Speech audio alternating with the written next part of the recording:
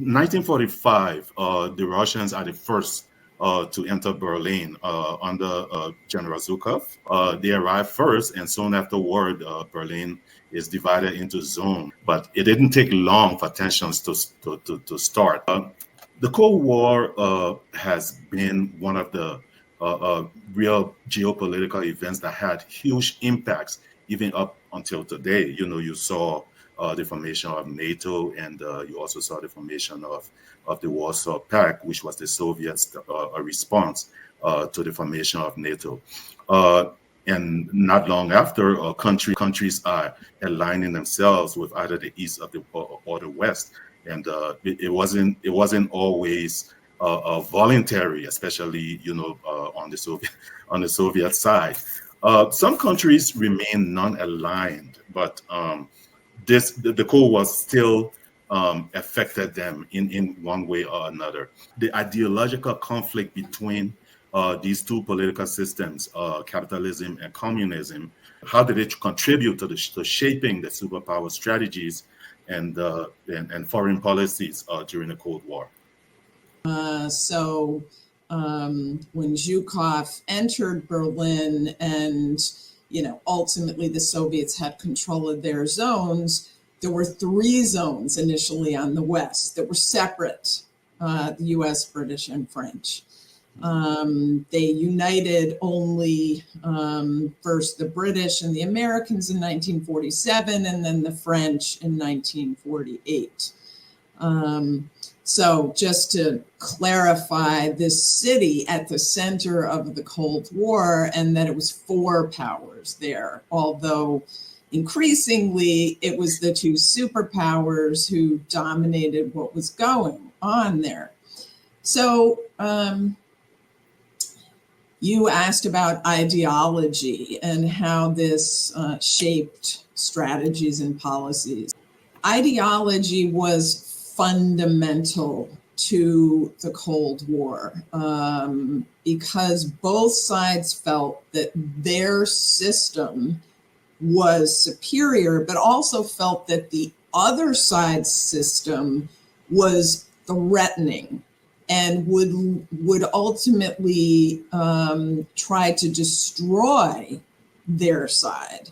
So you get these very dramatic words used in documents and speeches by, for example, the 2 superpowers. The US, in many documents, from Kennan's Long Telegram to NSC 68 in 1950 to Truman's speeches, all of them, and much later Reagan, but all US leaders use this dramatic language. This is a struggle between good and evil. This is a struggle between freedom and tyranny. We must win. The same on the communist side. Their equivalent to Kennan's Long Telegram in 1946 was the Novikov Telegram, the Soviet ambassador in Washington writing, "The US is out for world domination." That's what he wrote back to Moscow the year after World War II ended. So the Soviets saw capitalism, what they said was imperialism, as being fundamentally hostile to communism and out to bring about the downfall of communism. So because both sides felt so passionately that their side was right and that the other side was really dangerous, this affected all sorts of policies during the Cold War, from military to economic to cultural, really important foundation of the Cold War, which is different now. There isn't that kind of ideological competition now. I think a lot of poorer countries felt justified in aligning themselves with the Soviet Union because communism, central planning sounds good. It looks good on paper. But there is the issue of self-interest, which makes it harder to live under communism. Is that correct?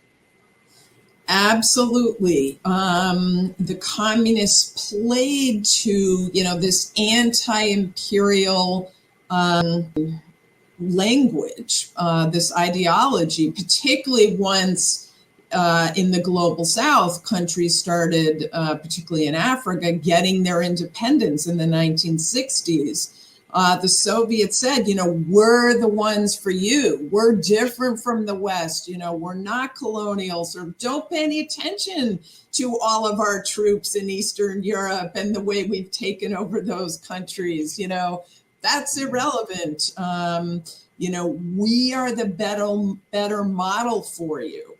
And one of the huge ways that they could demonstrate that ultimately was in science and technology and the space race, which I'm sure we'll talk about, and that, helped to cement Soviet leadership in science and technology, and to inspire what was then called the third world, what we now call the global South, to think, hey, that path to modernization looks more successful. And guess what? There are fewer strings attached.